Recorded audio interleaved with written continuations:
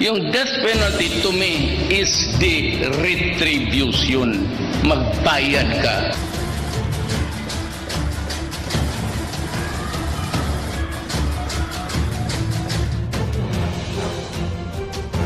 Death penalty.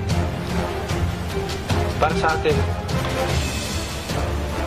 sa Bible lahat ng bansa should have death penalty. Homosexuality. Saudi Arabia has no criminal code as traditionally the legal system tax fraud. The actual number of people executed in China is considered a state secret, but the execution of liars.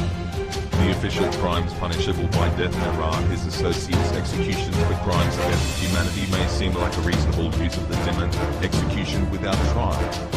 Yemen is another place where homosexuality is punishable by death. North Korea, public execution. North Korea uses the death penalty for the obvious offenses like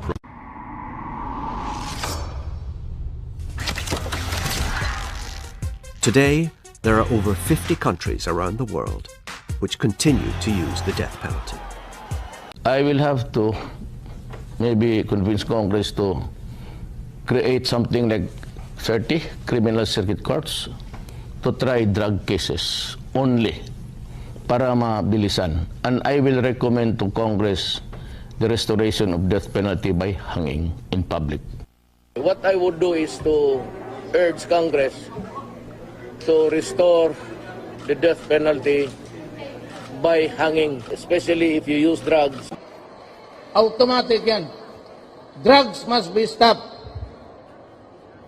Gagamitin ko ang police pati military to go after drugs. Ang utos ko sa kanila, patayin mo. Ito hindi ka na kailangan matakot. Talagang mamamatay ka, matakot ka o hindi. Because this part of the law says, it is retribution. Magbayad ka sa ginawa mo to the community. That is why I am asking for the reimposition of the death penalty so that I can hang them. Retribution. Kaya na-discourage kang mag-commit ng crime o hindi, iyo yan. Basta nagkasala ka for serious heinous crimes like drug-related crimes. Ngayon ko lang makita dito na ang mga tao sa mundo are reduced to animals. Wala noon, yung droga wala yan. Man, they rape before, but bestial instincts. Dito, 1-year-old, 3 months old, nire-rape, pinapatay, anak ka ng, tapos sabihin nila, wag yung death penalty kasi inhuman. Ano pa bang makita po inhuman killing an 18-year-old child, raping her? Death penalty. Isang issue na gumulantang sa ating bayan. Pinag-usapan, pinagdebatihan, may mga tumututol at meron ding sumasang-ayon. Iba't ibang pananaw, opinyon at puro-puro. Sino ba talaga ang tama? Ano ba ang dapat sundin? Dapat bang patupad ang death penalty? Maraming katanungang dapat sagutin. Mga katanungang maaaring makapagpaliwanag ng tunay na kahulugan ng parusa sikay. Magandang umaga po. Samahan ninyo ako at tuklasin ang mga team sa likod ng death penalty. Ako po si Frederick Nativo at ito ang The Reporter.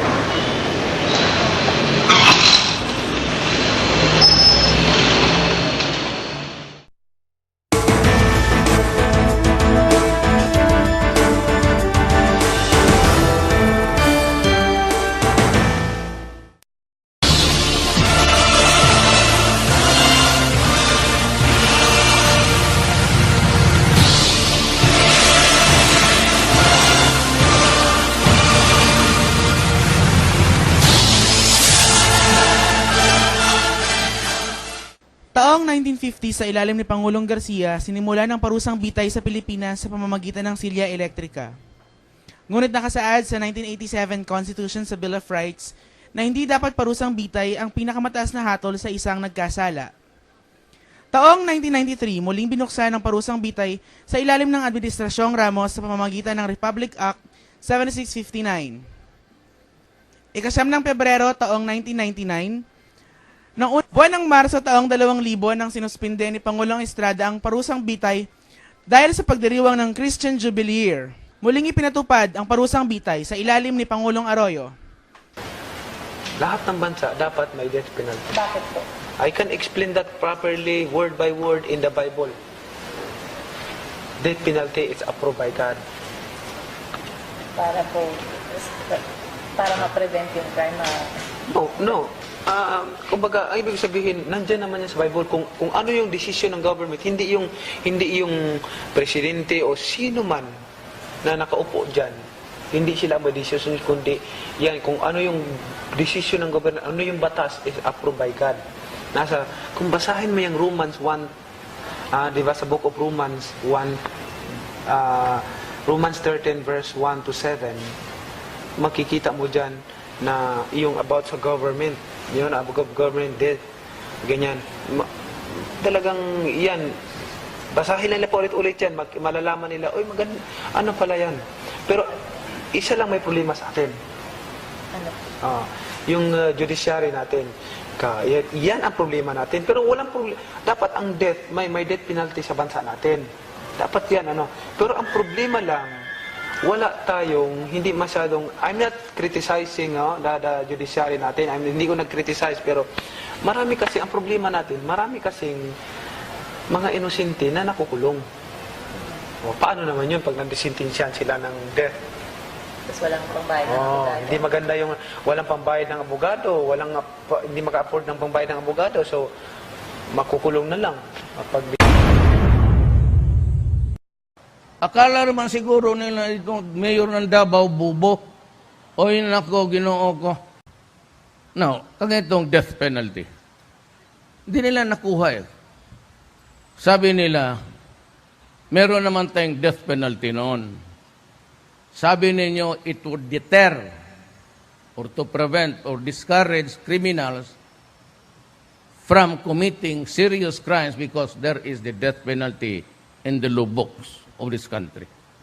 Meron tayo hanggang inilift.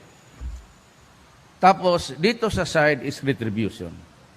Dalawa yan eh. Positivist theory, pati itong classical.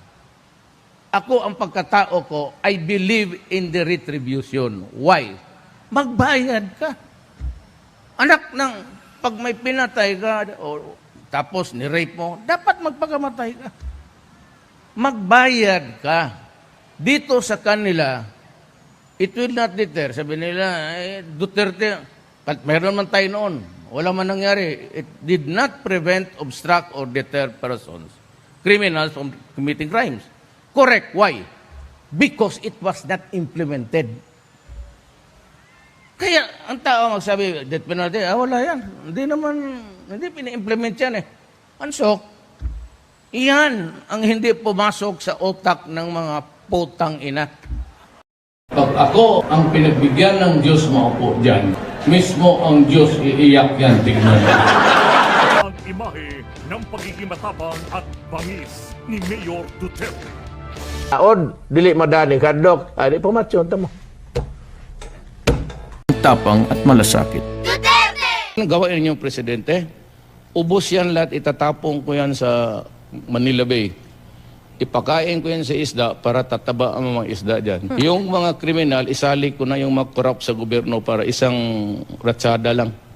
Bigyan ko ng bingwit ang mga putang ina. Tarog to putang ina, sipain kita na, tinatanong kita. Putang ina mo, bakit ako magastos ng elektrisidad para patayin kita? Putang ina. Putang ina. Tingin-tingin sa akin, Dipsy. Putang ina mo. Magpalayo ka. Kaya, putang ina mo. Puta, maraming biyuda. Bullshit ka, boy. Yo, gaga ka ba? Fuck you. I don't give a not to it here in the city. Ako, hindi lang sampal inabot noon. Putulin mo yung hotel mo. Patayin ko kayo na. Pao. Yun sa Manila na. Sa Muntinlupa, more than 1,000 na daw naka-standby dyan. Sabi ko, hindi problema yan. Magpatay ka lang ng 10 araw-araw, tapos yan. The penalty is death, period. Wala nang reclusion doon. What do you think is happening to this country? I'm the only local official openly talking against drugs. I am as frustrated as you.